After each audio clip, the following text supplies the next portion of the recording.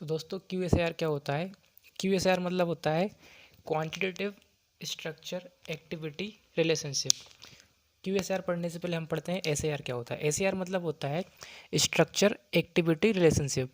इसकी डेफिनेशन क्या होती है? इसकी डेफिनेशन होती है relationship between chemical structure of a molecule and it's biological activity is called SAR।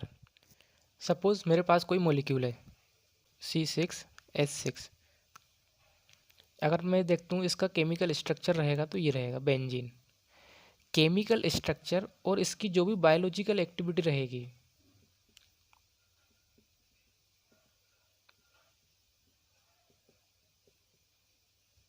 इन दोनों के बीच में जो भी रिलेशनशिप रहेगा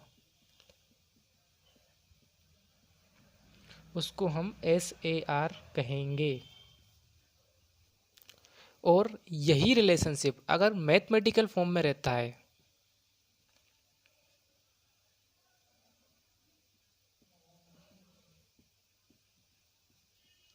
तो इसको हम QSAR कहेंगे। Q मतलब होता है क्वांटिटेटिव।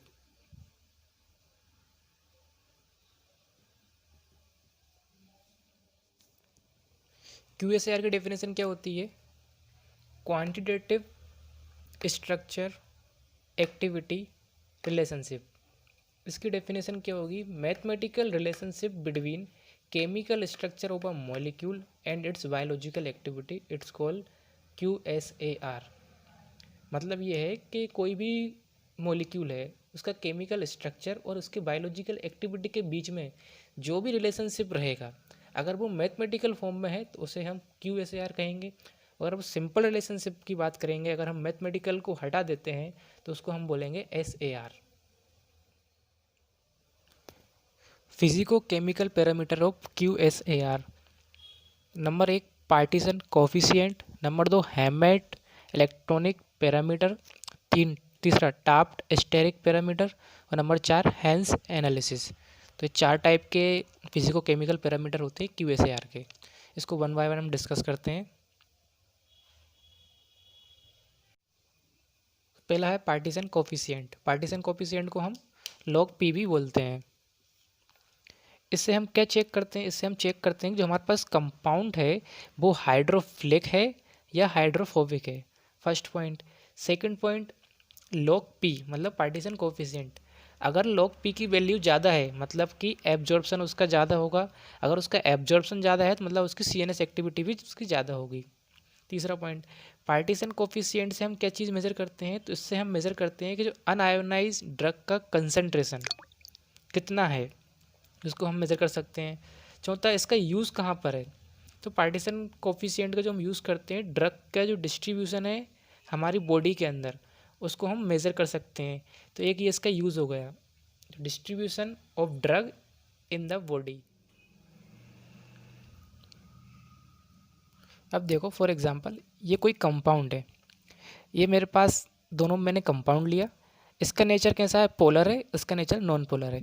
अगर मैं पोलर में देखता हूँ तो इसमें इसका डिस्ट्रीब्यूशन जो है वो कम है, किसका? इस कंपाउंड का।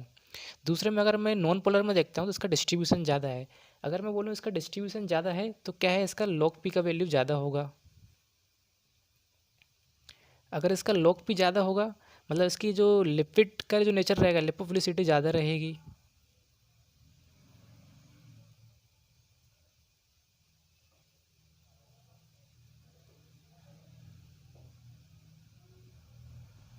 इसका लिपोफिलिक नेचर ज़्यादा रहेगा।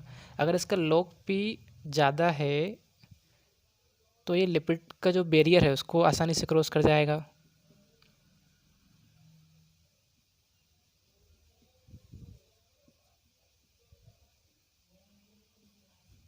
इसका मोस्ट इम्पोर्टेंट पॉइंट हो गया। अगर ये लिपिड के बैरियर को क्रॉस कर रहा है मतलब इसकी CNS पे activity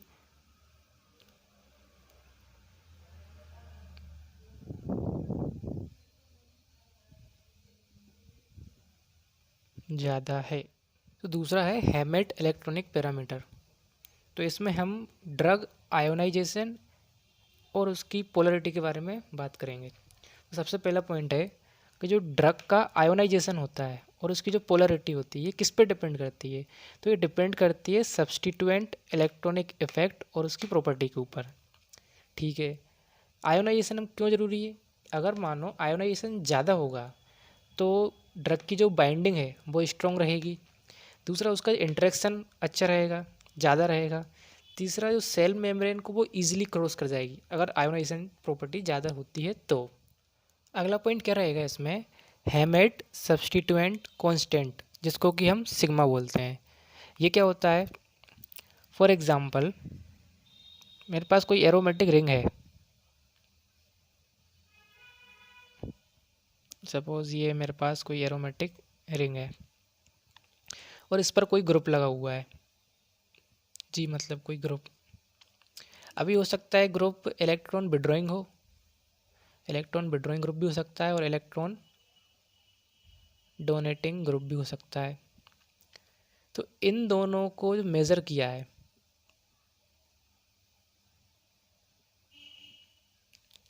measure Y Hammett substituent constant, जिसको कि हम क्या बोलते हैं, सिग्मा। अभी सिग्मा की जो वैल्यू होती है ये किस पे डिपेंड करती है,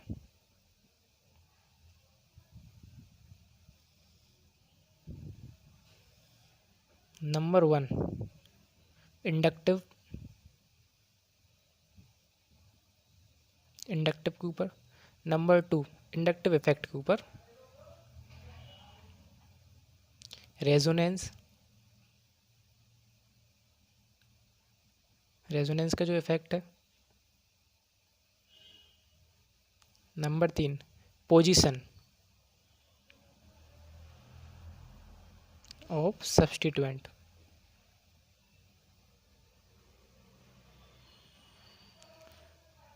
जैसे कि ऑर्थो, पेरा या मेटा, इसके ऊपर ये डिपेंड करता है। अगला पॉइंट देखो, एग्जाम्पल, ये मेरे पास है कोई बेंजोइक एसिड, अगर इसकी रिएक्शन कराता हूँ मैं एक्वस, इसकी मैं रिएक्शन कराता हूँ तो मुझे क्या मिलेगा, तो मेरे को मिलता है,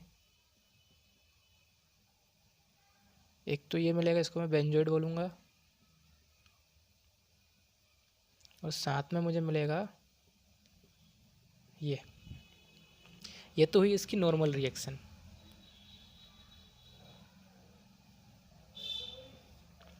भाई अगर मैं दूसरी बात करता हूँ इसी कंपाउंड की,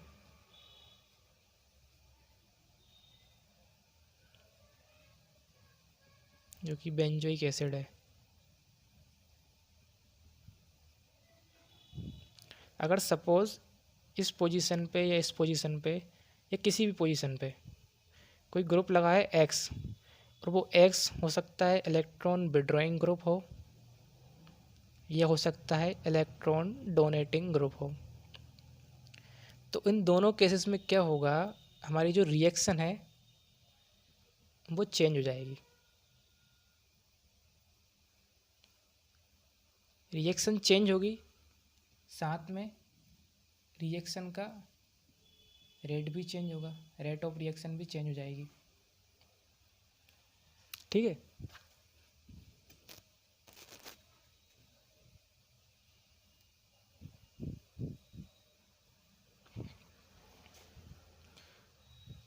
यहाँ लिख देता हूँ,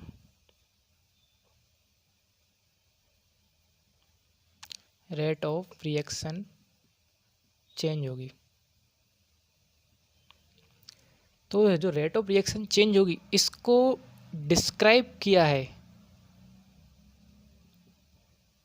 कि क्या चेंजेस आया है, कितना रेट में क्या चेंजेस आया, किसने किया है डिस्क्राइब, उसको बोलते हैं हैमेट electronic parameter, describe by हैमेट electronic parameter.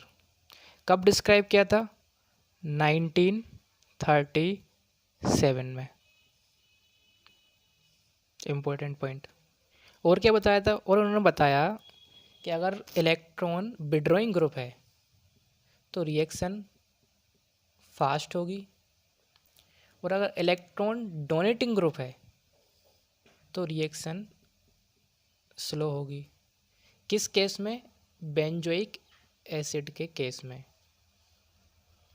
ये सारी चीज़ किसने बताई? हैमिट इलेक्ट्रॉनिक पैरामीटर में। इसमें एक और इसका एक ये हैमिट का प्लॉट बनता है, उस प्लॉट को हम क्या बोलते हैं? उसको बोलते हैं LFER, LFER, linear free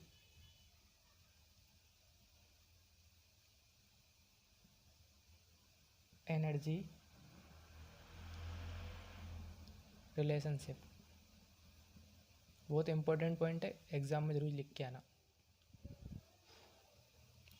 Taft steric parameter तीसरा, इसमें क्या है, जो हैमिट का जो इक्वेशन था उसको मॉडिफाई किया और बन गया टाफ्ट स्टेरिक इक्वेशन। हैमिट का इक्वेशन क्या था? हैमिट का इक्वेशन ये था कि जो रिएक्शन का रेट था वो डिपेंड कर रहा था किसके ऊपर? इंडक्टिव और रेजोनेंस के ऊपर।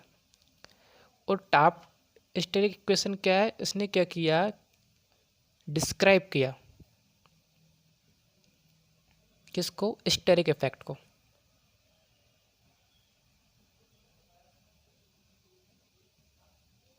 कब डिस्क्राइब किया? इन 1952 में।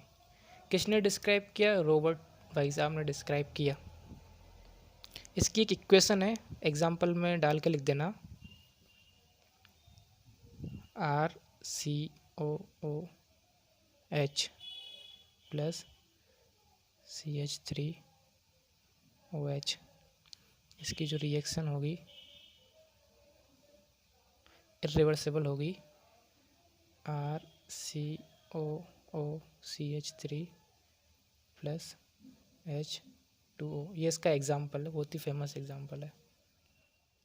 अगला है हेंस एनालिसिस। हेंस एनालिसिस में क्या बताया? Correlation with biological activity. किसके साथ? Hammett parameter plus Taft steric parameter plus electronic parameter, इन तीनों के साथ बायोलॉजिकल एक्टिविटी का जो कोरिलेशन है उसको बताया। किसने? हेंस एनालिसिस ने। तो इसी को बोलते हैं Hansch analysis. Correlation with biological activity and Hammett parameter plus Taft steric parameter plus electronic parameter. ठीक है, हैमिट पैरामीटर ने बताया लिपोफिलिसिटी के बारे में, टाफ्ट ने बताया स्टेरिक इफेक्ट के बारे में, इलेक्ट्रॉनिक पैरामीटर ने बताया इलेक्ट्रॉनिक इफेक्ट के बारे में। अगर मैं इंडिविजुअल बात करूं एक एक की, तो कोई भी बायोलॉजिकल एक्टिविटी को प्रॉपर एक्सप्लेन नहीं कर पा रहा था। इसलिए इन तीनों को कंबाइन करने की जो स्टडी करी वो किसने करी? हेंस एनालिसिस ने करी, सॉरी हेंस साइंटिस्ट ने करी। इसी को बोलते हैं हेंस एनालिसिस। इंडिविजुअली अगर हम बात करें तो कोई भी बायोलॉजिकल एक्टिविटी को प्रॉपर एक्सप्लेन नहीं कर पा रहा था, चाहे हैमिट पैरामीटर की बात करें या टाफ्ट स्टेरिक पैरामीटर की बात करें या इलेक्ट्रॉनिक पैरामीटर की बात करें। तो वहीं पर हेंस ने बताया कि कंबाइन स्टडी करने पर हमको प्रॉपर एक्सप्लेनेशन मिल रहा है और साथ में हमको बायोलॉजिकल जो एक्टिविटी है वो गुड मिल रही है, मतलब बहुत अच्छी मिल रही है। अब वहीं पर इन 1962 में हेंस एट अल मतलब उनकी टीम ने give the equation called hence equation.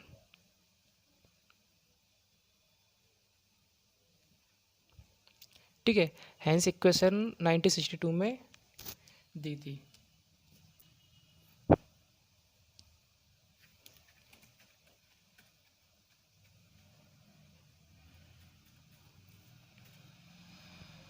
अब देखो hence analysis, hence equation 1962। Hence equation को हम कैसे डिनोट करते हैं? लॉग बी ए, बायोलॉजिकल एक्टिविटी बराबर ए प्लस बी प्लस सी। ए जो इंडिकेट करता है वो करता है हैमेट पैरामीटर को, हैमेट पैरामीटर, प्लस दूसरा बी जो इंडिकेट करता है वो करता है टाफ्ट स्टेरिक पैरामीटर को, और जो सी जिसको इंडिकेट करता है उसको हम बोलते हैं इलेक्ट्रॉनिक पैरामीटर। हैमेट की हमने जो स्टडी करी थी उसको हमने क्या बोला था, लिपोफिलिसिटी के बारे में, और लिपोफिलिसिटी को हम डिनोट कर रहे थे किससे, लॉग पी से, लॉग पी, प्लस जो टाप स्टेरिक पैरामीटर था इसमें हमने इसको डिनोट किया था सिग्मा से, प्लस और जो इलेक्ट्रॉनिक पैरामीटर की हमने बात करा था उसको डिनोट कर रहे थे हम ई एस से, इनको डिनोट करते हैं। तो अब ये ओवरऑल इक्वेशन कैसे लिखाएगी, लॉग बी ए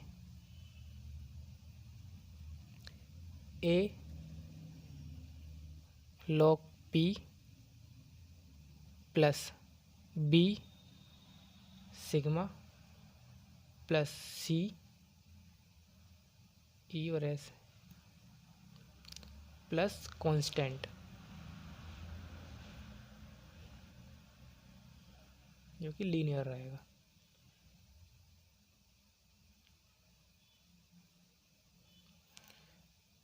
इसी को बोलते हैं हैंस इक्वेशन।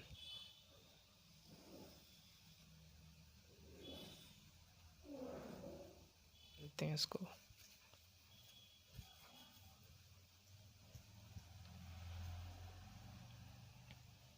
जो लॉग पी है वो था पार्टीशन कोफिशिएंट, वहीं पर जो सिग्मा था उसको बोलते हैं हैमेट कांस्टेंट, वहीं पर जो ई एस था ये था Taft steric parameter. Hansch model क्या था,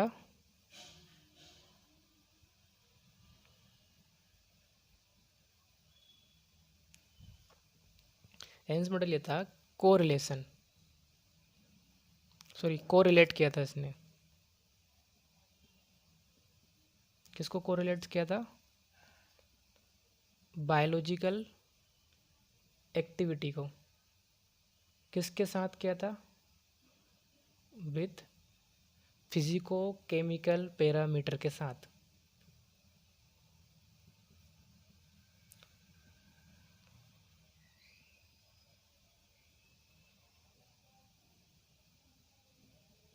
जो हमने अभी पढ़ा हैमेट equation, Taft equation, electronic parameter, ये सब क्या थे, ये सारे के सारे फिजिको केमिकल पैरामीटर ही थे ना हमारे।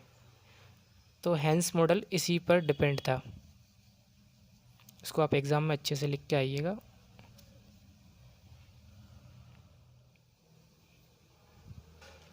तो आगे देखते हैं हम, आगे है फ्री विल्सन एनालिसिस। तो फ्री विल्सन एनालिसिस को also known as additivity model, और इसी को बोलते हैं डी नोवे अप्रोच। ये जो मॉडल था ये पूरा मतलब बेस्ड था किससे, अजप्सन के ऊपर बेस्ड था, इट इज़ बेस्ड ऑन अजप्सन। ठीक है, इसमें मोस्ट इम्पोर्टेंट जो क्वेश्चन आता है वो पूछता है फ्री विल्सन एनालिसिस और हैंस इक्वेशन के बीच में क्या रिलेशन है, दोनों के बीच में। तो इसका रिलेशनशिप ये है, लॉग बी ए जो कि हैंस एनालिसिस थी equal to mu plus summation of A I A J.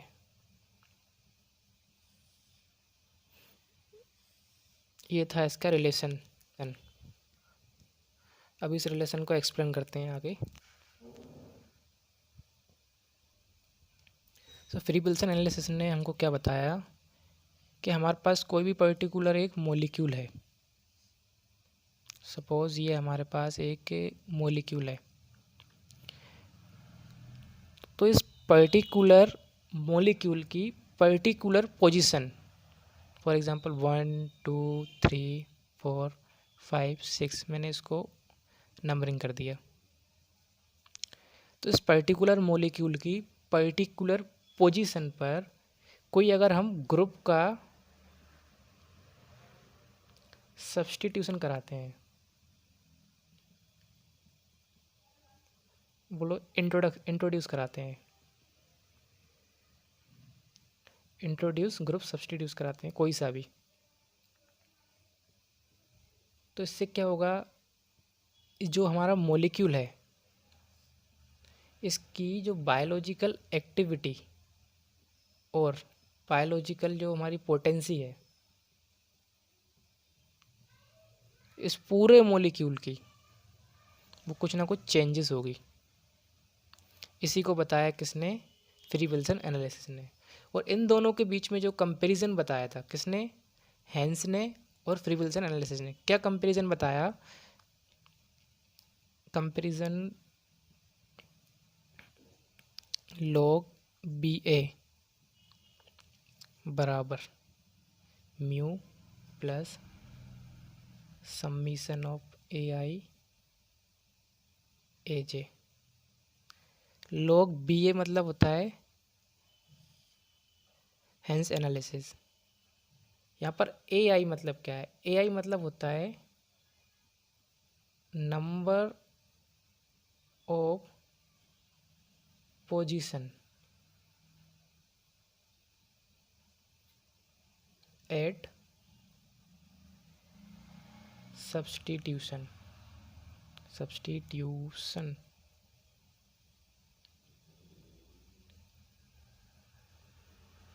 Substituent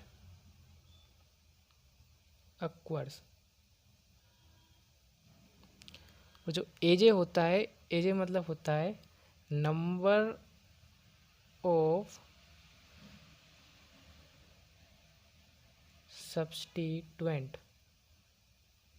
कितने सब्स्टिट्यूएंट लगे हैं और कितने नंबर्स पर लगे हैं। यू मतलब होता है ओवरऑल एवरेज।